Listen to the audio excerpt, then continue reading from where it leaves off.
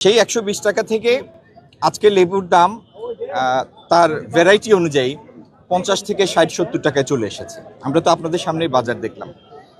তো এটা ঠিক যে পণ্যের যথেষ্ট সরবরাহ থাকা সত্ত্বেও ক্ষেত্র বিশেষে অনেক অসাধু লোকজন এটা সুযোগ নেওয়ার চেষ্টা করে, শূন্যতার সুযোগ নেওয়ার চেষ্টা করে।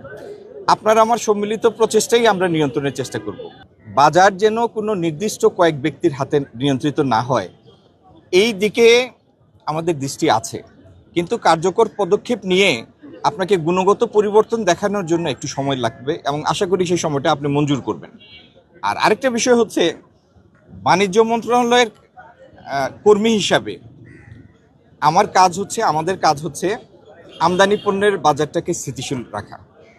যে পণ্যগুলি আমরা এনে মার্কেট সাপোর্ট করি ব্যালেন্স করার জন্য, টিসিবির মাধ্যমে যে সমস্ত পণ্য আমদানি করি সেগুলি যথেষ্ট স্থিতিশীল আছে এবং আমি আপনাকে বলতে পারবো কোনো পণ্যের মূল্য গত বছরের মূল্যের সাথে প্রায় ১৫-২০ টাকা কম আছে। এটি তো আমার মুখের কথা না, স্ট্যাটিস্টিক্স স্পিক্স ফর ইটস। আমরা আপনার আমার সবার সহযোগিতায় ইনশাল্লাহ আমাদের অভিষ্ট লক্ষ্যটি আমরা অর্জন করব। ভোক্তা অধিকারের 10টা টিম শুধু ঢাকা শহরে কাজ করছে, মন্ত্রণালয়ের 3টা টিম কাজ করছে।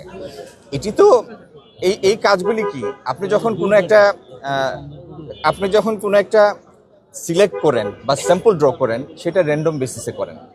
এখন ঢাকা শহরের প্রত্যেকটা বাজার বা প্রত্যেকটা দোকানে সরকারের লোক একসাথে যেতে পারবে না, এটা সম্ভব না, বাস্তব না।